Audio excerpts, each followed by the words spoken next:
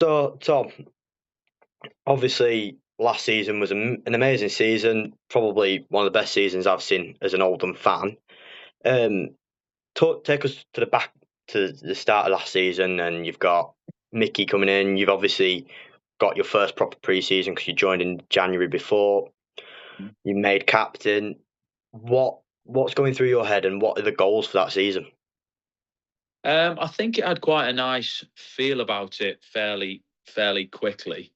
When I first turned up at Oldham in that January before the start of the season that you're talking about, there wasn't a lot of things in place for it to be a successful team and club, in my opinion. There wasn't any culture between the group.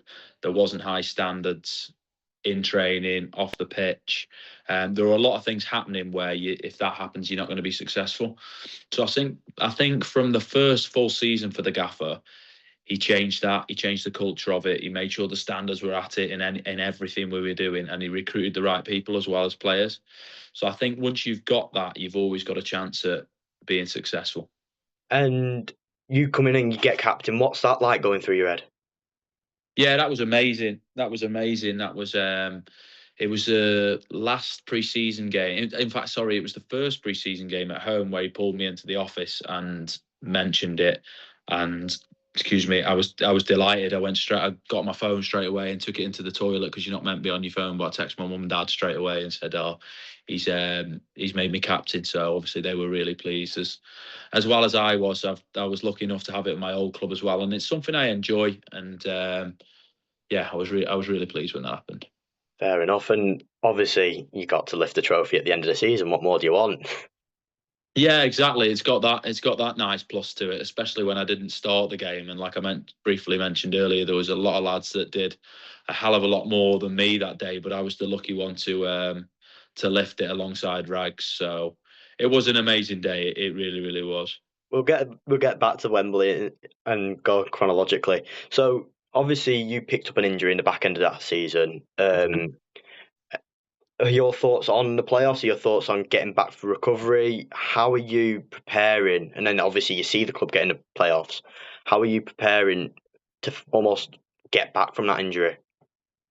It's same as any injury, really. Your focus is to get back fit and to get back playing, and then you think of all the positive stuff that can come with that, especially at that point in the season, because the goal from day one of that season was to get promoted. I think it's so difficult to do it from the National League because it's so hard that one goes up and then obviously you go into the playoffs. But when I got my injury, as gutting as it was, because I felt like we were on a run, I was playing well, I felt good. It is part of it, and you've got two options. One of them's sit there and feel sorry for yourself, but nothing good comes from that. Or you've got another one of cracking on with it and try and feel as fit as possible for when you do come back. So I like to think I chose option two, and then played a pretty half decent part in the overall season. Definitely. And when we get the playoffs, what's going through your head? Are you like, right, we can do this, let's go for it? Or is it one game at a time sort of mentality? There was a definite feel throughout the squad and the club, especially after the first game, that we've got more than enough to win these playoffs. From the the amount of experienced lads we had in the team that had already been there and done it in some sort of playoffs, whether that's League Two, League One, or even higher.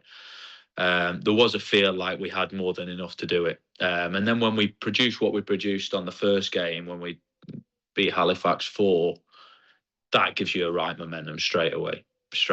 And then to go on and do it against York, you're then looking at the final thinking we could steamroll these. But in football, how it happened is just sums the game up. We haven't conceded a game. We won 4-0. We then won 3-0, and then we go 1-0 down. But it showed what the group was all about. That the fact that we come back and how we did it. I think we did that a couple of times in the season. I know Wildstone in my head sticks out in my head. So yeah, an amazing finish to a roller coaster season, really. Yeah, definitely. And I remember points in being in the National League in general, because obviously you weren't at the club when we first got relegated, but it was when it was first we were first down there, we were at rock bottom for a couple of weeks and then built up. We lost managers, had new managers, lost more managers, and then now we've got Mickey. And Yeah.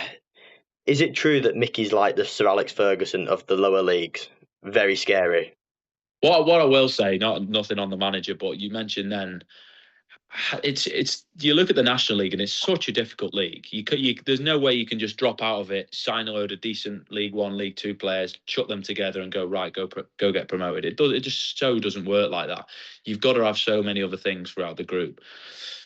But yeah, the gaffer's great. The gaffer's been great, and what I will say, and I've said there's a few interviews where you really saw how good he was when he come to the playoffs. The detail we went into for the meetings beforehand and what we were expecting was absolutely outstanding from a staff point of view, and that was a huge role in why we did what we did.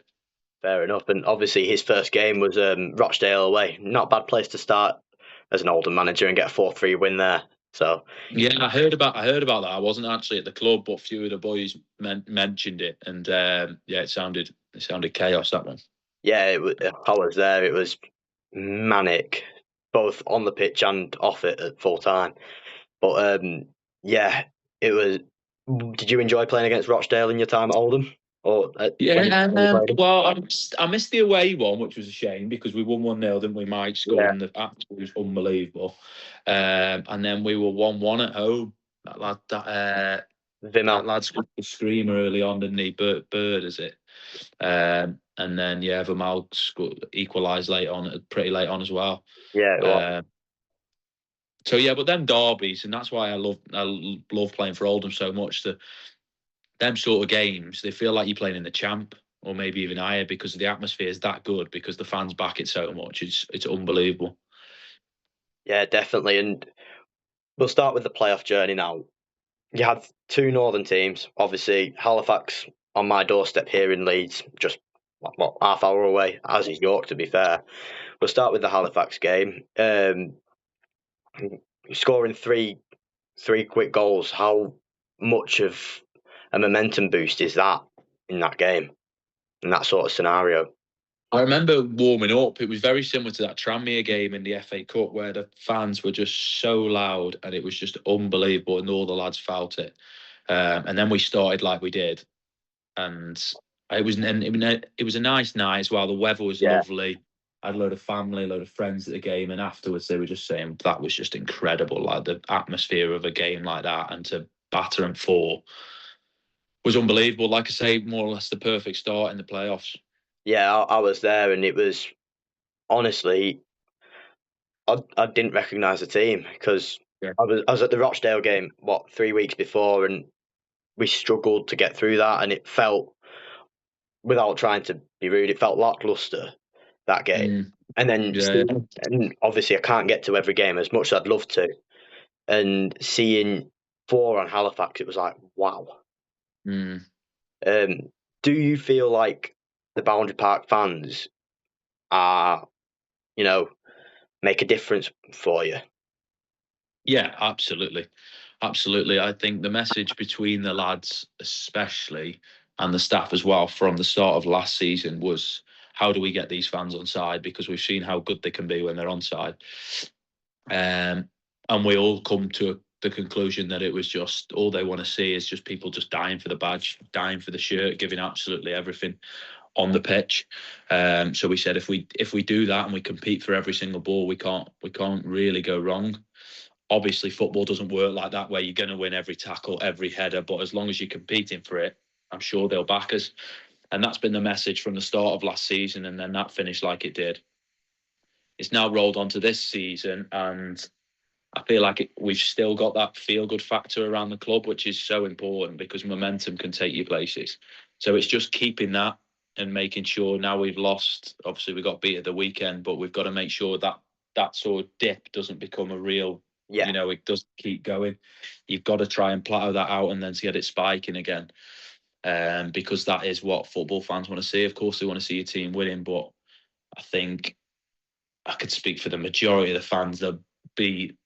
They're at their probably the most angry stage if they see someone not trying, and they have oh, every single right to be. So, for as long as I'm captain and as long as I'm at the football club, I'll always try and push, as will a lot of the other lads, push that doesn't happen because the fans don't deserve that. And also, we've got a group that doesn't there's no one in that group that would do that. That's why I think we've been successful, and it's why I think we'll continue to be successful, because we've got a brilliant group of lads that want to achieve things. Yeah, definitely. And if you look at that mentality going into York away, it's a place where we hadn't won in the National League. It's a place where I think they had a really good home record. Like, I think they'd only lost once at home, and that was to Barnet, who obviously went up Autos. Mm-hmm. It's a place. Obviously, York have been incredible for the past couple of years there. Anyway, going into that, what is the message? What is the mindset behind that game? Well, I don't know if you remember, but we played them a few weeks before, didn't we? And we drew 1-1. And we took loads from that. I remember coming away thinking they're nowhere near as good as people are making out. Nowhere near. So we got a lot of confidence from that, but then also to just kind of implement what we did against Halifax. Start fast, land on every single second ball, and the fans will get behind us, and we sort of make it a home game. And that is more or less what we did. And obviously, we started really well with Garns getting the first goal. Yeah, and obviously Joe Garner doesn't know how to find the back of the net, but until he hits the playoffs, does he? That's when he comes alive. That's when he's at his best. How good was it having Joe Garner, James Norwood, even Mikey, who all know how to find the back of the net? How good is it having their experience in front of you in the midfield? You need that. You have to have a goal. You have to have a scorer. And the way Mike was playing and the form that Garns hit in the playoffs, you sort of knew if they got a chance, they'd put it away. So that when you have that, that gives you an extra boost as well. And they proved that they might proved it all season, and Garns have proved it, especially in the playoffs. Yeah, definitely. And you're in there. It's 3-0. Obviously, you've got to have some credit behind you as well. Matty and Raglan and Manny, how good were they to have behind you? Did it give you the Yeah. freedom to push forward as a midfielder? Well, I actually didn't start the playoff games. No, yeah, That was how my season sort of finished, which on a personal note was a shame. But I was looking at playing in either Petty's role or Vermaal's role, and they both. I don't think they put a foot wrong for the first. Well, they didn't. He played against Halifax, York, and then the final, and they both played unbelievably throughout the game. So I couldn't moan. And I've said this: I wouldn't change it, because how it ended. That we achieved what we set out to do, and that's what we wanted, whether I was starting or not. Um, but yeah, you look at the spine of the team there. You've got Rags and Manny. You've got Matty in goal. You've got Garns down the middle with Mike. Corey Evans, who come into it, who did incredible. So when you've got a strong spine like that, you're always confident. And I think, like I said, we were just in form around that time, and you can take confidence from that. is it true that form helps in the playoffs, or does form just completely go out the window for you? Form goes out the window in the first game, but I think if you put in the performance like you did, and then you create the momentum like we did, I think that can only help you. Yeah, definitely. And then obviously after York, we all know got the night under the arch. You see Manny put it in your net after 5 minutes. What are you thinking there? Yeah, I know it's not the ideal start at all. Um, but even the build up, mate, before that, I've got to touch on that, because we were just having the pre-match, and then you go back to your hotel room, and then you just sat on the Hilton on Wembley Way. You look out your window, you see people ploughing down Wembley Way, it filling up. My heart, mate, from like just the moment that I woke up was just banging out my chest from that until probably for a day, really. And it was so strange for me with not starting, because I felt even more nervous just on the bench. I didn't know whether to warm up, I didn't know whether to sit down. And it was just dealing with that emotion is just so difficult. And then, yeah, obviously we go 1-0 down, which is not ideal, but we had gone 1-0 down in the season, in the games before. So you've got to relate back to, we've been here before, we can sort of rescue it again. But we wouldn't be human if we weren't thinking 1-0 down is not the perfect start. But lucky enough, we did turn it round. Yeah, definitely. We're just built through the game now. I was stupidly getting a burger when Miss it. at half time. I didn't miss it. I hear a roar from our end, and so I'm bombing it back with this burger, and because we had chance after chance after chance in the first half and bombed it back. You see the penalty, Joe Garner scores it. Are you more relaxed? Are you more right? We need to do this. Yeah, How more pumped. you're more pumped in that? More pumped, yeah. And credit to Scotty Davis, he done all the homework on where the keeper dives. If you actually watch the goal, Garn scores, and as he's running off, he points over to the bench, and I'm 99% sure he's pointing at Scotty because he said if you get a pen, he'll go. I think he goes to his right, and Garns puts it to his right. Yeah, I'm right with that. So credit to him. But yeah, definitely more pumped. Definitely more pumped. It's momentum, isn't it? It's how football works. Momentum swings all the time, so it swings in our favour when we get the equaliser. Well, Garns' goal was the only goal I've ever got on film, so Yeah, nice. not. I can stop there now. Don't need to film another one. What? But at halftime, obviously we 1-0 down. Is Mickey giving the hairdryer treatment? Are you talking? Obviously, you're not on the pitch at this point. Yeah. What's happening in those sheds? Well, I generally don't know because I wasn't in there. I was just out warming Yeah, up. But when the boys are coming off, I had a quick chat with Petty, Matty Hudson, and it's just, we've got them here now. This is our momentum time. We can just step on it a little bit, and we should be all right.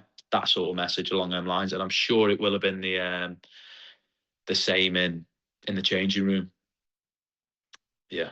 yeah, definitely. And then you come on late into the game, I think, don't you? Yeah, I can't remember exact what minute. I think it was like late 70s, maybe for Vermael. I Yeah, think it was. Oh yeah, yeah, and again, so strange because I've been sat on the bench and my heart's pounding and adrenaline is just rushing. It was a boiling hot day, yeah, it was. um, and then obviously, yeah, it goes to extra time and they score really early on, Yeah, it was really after. early on. It was within 30 seconds of extra time starting, they score. Do you? You obviously now you look back at it and you go, oh, we don't need to let our heads drop here or whatever. Do you let your head drop in that situation, or because obviously Again, you've got the armband off Rags, so yeah, I could easily sit here and say, no, we thought we'd turn it round, which would just be, it would be nonsense because you're in a game of football. You've just gone 2-1 down in extra time against Wembley. Of course, you're going to be, fuck's sake. That is the natural reaction for any human being. But the moment you do that and then you go up, it's like, right, this is now or never. You've got to give it everything you've got. And I mean, the goal from Norse is a touch of magic. It's come from nowhere. It's not like we've all worked really hard and we've got in this brilliant possession. Jez has just smashed it long, and then Norse has done what he's done. He's brought it down incredibly well. He's gone round the keeper and put it in, which was unbelievable. And I generally don't think there's many other players at the level we were at, maybe even the one above, that scored that goal other than him. And then I just think the Kean Harrott goal is just a stroke of luck, just Oldham's time to get promoted. I yeah, generally do. Kean would be the first to admit that he's not thought, you know what, if I just whip this in here, I should find the bottom corner. He'd be actually, I don't know whether he would admit that, but yeah, I just think that's the footballing. I really believe in that footballing gods looking down on you and think Oldham have been through some bad times, but they deserve this. They've got amazing owners. They've put the people in the right places for them to get success, and I think that's how football works. I really do. The more you work hard, the more you graft for something. You've got the right people behind you. I think you get rewards. yeah, definitely. And you see Kean's goal go in. Obviously, we all know it was a cross. What are you thinking there? Is it like, right, park the bus or keep the pressure on? Um, not keep the pressure on. I don't think we're not going for another goal, but it's also not part of the bus. It's just defend for your lives at that stage. I think I ended up left midfield, and actually the last thing that happens, Matty catches the cross, doesn't he? And I remember it's that Gus Scott Morris was behind me, who scored a fair few goals that season. So all that was in my head was track him, just track him, because if Matty misses that and he nods it in, that's right on me because I was marking him at the time. Luckily, Matty takes it and he blew up for it, and it was just It was relief, mate. It was obviously just absolutely buzzing, but more relief really that is job done. We've done what we set out to do. Yeah, my watch said my resting heart rate was at dangerous levels that day. So thanks, mate. Yeah. But joking aside, Matty catches it, you blow up. Do you just is the relief there on you? Is it celebration time? Do you go and commiserate them? What are you thinking as the captain, as the one that's got to lead by example? How are you going about that? It was emotional at first. I think that's what it was at first. Can't remember. I think it was Pritch that comes sprinting onto me, Joe Pritchard. Yeah, moment with the boys, and then I did go up to a few of their lads because football's cruel. They were a good team, and one had to lose, and I'd do everything I could again for it to be them that lose. But it's still tough for them. So I wish you all the best next season. And but then it was party time. But I've been lucky enough to be promoted twice, and I did it with Port Vale. And the moment we got promoted, I went way too heavy on the old party time and didn't really remember it. So I took every single bit of it in. My little boy was at the game, family were at the game, my fiance. So I took every little bit of it in, from the celebrations to clapping the fans to lifting it to see my family down there, and it was one of the best days of my life by a mile. Yeah, it's definitely one of mine. And leading the boys up those famous Wembley steps, what is going through your head at that point? Just proud of all the boys, proud of all the staff, everything we spoke about, even through bad times. This is what people don't remember, when we get beat by Maidenhead at home, and then we get beat by, I don't know, another shocking team that beat us away, and the whole place is doom and gloom, and we're getting stick from the fans. And the message at the time from, it was again, Scotty Davis said a really good thing. I said, people don't remember this if we get promoted. People don't hammer you for getting beat by Woking at home if you get promoted. And these things happen when you have successful seasons. You're not going to win every game and then get promoted, and everyone's going to tell you how good you are all season. It's not how it works. So when we were walking up the stairs, that was something that me and Rags were talking about. Look what we've done, look what we've achieved, and look what we've had to go through to get here. So loads of nice things and unbelievable memories that I'll never ever forget. Yeah, definitely. And the moment for Tom